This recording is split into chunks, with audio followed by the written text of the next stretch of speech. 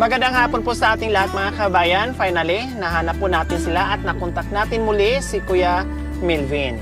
Kasi meron po tayong pag-uusapan ngayon sa hapong ito mga kabayan. At syempre bago po ang lahat, meron tayong daladalang pagkain sa kanila. Dahil napakahirap ng kanilang sitwasyon mga kabayan, lalong-lalo na yung mga bata. Nakawawa po talaga sa kalagayan nila. Kaya abangan nyo po mga kabayan.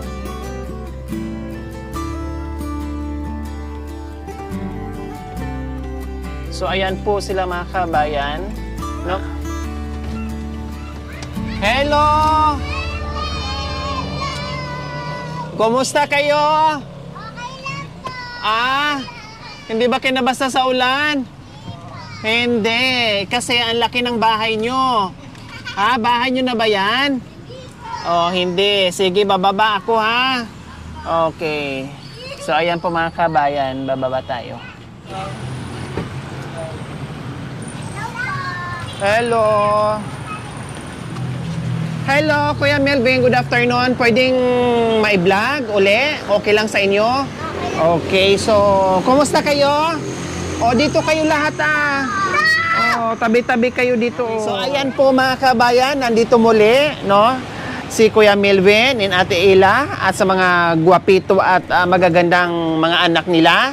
Kasama pa rin sila, magkasama pa rin sila, no? At nakita natin na meron silang mga gamit at nabigyan natin sila ng pagkain, no? Para kung saan sila mapadpad, no? Hihinto o mag-stopover, meron silang sasaingin tulad ng ginagawa nila. So nagsasaing, halatang nagsasaing sila, tapos dito na rin sila natutulog. So ayan po yung kanilang sitwasyon. Kasi galing kayo ng Pangasinan po. Galing po kami ng Pangasinan.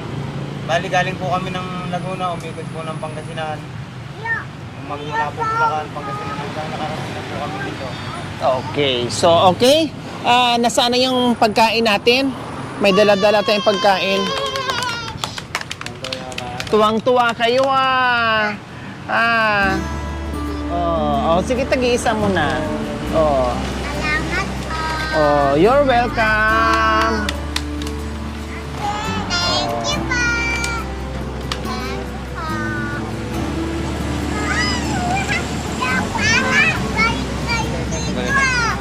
Ha? Kami nito sana bumalik daw kami. Kaya bumalik kami. Hindi lang sana. At may dala pang pagkain na masarap. Ano? Di ba? So, kutsara. Maraming salamat po sa mga nagbigay po ng ganito. Lalo na po sa inyo. Maraming salamat po. Walang ano man. Po kami ng ganito.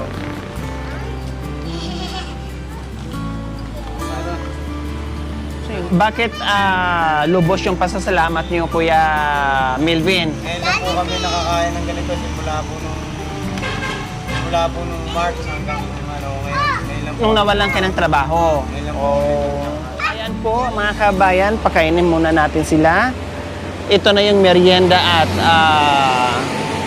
dinner nila. Kasi alanganin na magmerienda, no? Pwede na sa early dinner. Sige, okay lang. Masarap? Apo. Anong paborito yung pagkain? Ulam? Itlog ako. Itlog? Itlog at saka talong. Pritong talong. Wow, paborito ko rin yon. Ikaw, anong paborito mong pagkain? Ulam. Anong paborito yung ulam? Anong gusto mong kainin? Chicken. Ikaw, be? Anong pa gusto mong kainin? Paborito? Hotdog. Yan. Ikaw, be? Anong paborito mong pagkain? Pizza. Wow! Pizza Hut ang gusto niya. Ikaw, be? Manok Manok din. din. So, kadalasan, manok talaga. Kumusta, kuya? Marami pang bigas? Marami po. Marami pa. Grocery? Meron pa. Talagang inuunti-unti nyo, binudget nyo rin. No, bago kayo makarating ng Laguna, hindi pa maubos yung bigas, ano? Kumusta naman yung paglalakbay natin, Kuya Melvin? Kahirapan po pero kailangan po talagang maging matatag dahil para po sa mga saka sa magulang kasi kung hindi ko po lalakasan yung loob ko wala pong mangyayari sa buhay namin. Kailangan po talagang lumaban. Hindi kayo napagod sa kakapadyak, madami kayong sakay, yung daan, may paahon. Sobra na po yung pagod ko, pero tinitis ko lang po para makasurvive po kami. Kasi napakahirap po talaga, masasakit na po yung mga binti ko. Paano yung, Kuya Melvin, yung pahinga nyo, bawat bayan? Opo, basta po binibilang ko po, basta naka 30 kilometers na po kami, pahinga na po yun. Doon na po kami magsasaing, doon na matutulog. Nung kinabukasan ng umaga, maglalakad naman kami ng 10 kilometers. Pagkatapos po nung 10 kilometers na yon, magpapahinga po kami. Pagkatapos nun, biyahe na naman po. Pagka medyo mainit po talaga, tulad dito magpapahinga po talaga. Wala po kaming magawa kundi magpahinga. Alam po, napakasakit po ng ulo ko kaya magpapahinga po kami. So ilang araw na kayo dito, Kuya Melvin, sa itong pwesto na to? Kasi nakita ko may nakalatag doon, no? Opo, bali kanina pong umaga po nung dumating kami diyan, mga alas 8. Galing po kami doon po kami natulog sa may Vergara Highway, doon po sa may 7-Eleven po, sa may stoplight. Doon po kami natulog kagabi, dumating po kami doon alas 9 na po ng gabi. Paano yun? Wala nang bisan, wala nang liguan. Doon na lang pag nakauwi na. Opo, nagpupunas na lang po ng katawan, magpapalit na lang po ng damit. Kasi wala naman pong pag may nadaanan po na irigasyon o kaya poso, nakikiligo po kami. Alam po makakaligo yung mga bata. Ilang araw na kayo nilakbay bago kayo makarating dito? Pagka simula po nung galing po ng Laguna hanggang Bulacan, hanggang San Fernando, Tarlac, Pangasinan, Nueva Ecija, meron na po kaming 16 na araw. 16 na araw, 16 days na kayo sa paglalakbay. Opo. Kuya Melvin, grabe, napakasulit ng inyong mga binti. Sakay-sakay, hindi biro yung mga sakay-sakay. Buti sana kung kayo lang mag-isa, no? Pero marami ang sakay mo. Talaga napakasipag. Lakas ng iyong mga binti, Kuya Melvin. Sige, kain ka muna. Mamaya na tayo mag-usap. Ito nga po yung mga picture nung pagka po. May mga picture pa kayo bawat station. Opo. Wow, souvenir. Basta magmula po dun sa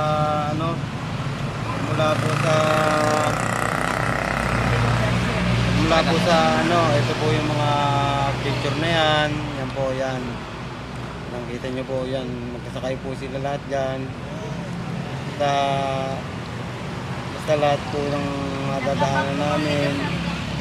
Ganyan po. Huminto kayo. Ito po yung pagdating namin sa bayan ng Rosales. Okay. Sige, Kuya Melvin, kain ka muna. Tapusin mo muna yung pagkain mo.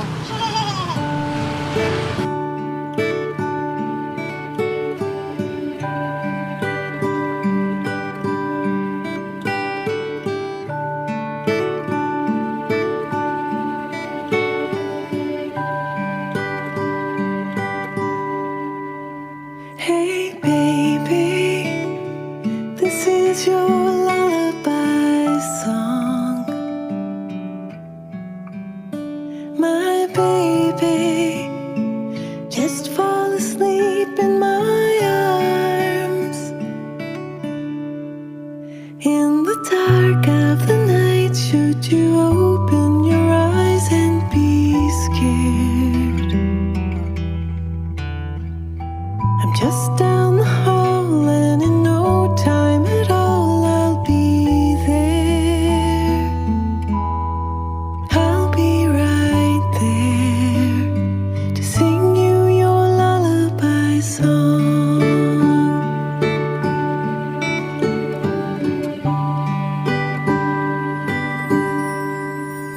Hey baby, this is your lullaby song. We had all day to play, but now the night time has come. If you can't fall asleep, I'm so happy to stay here a while, holding you close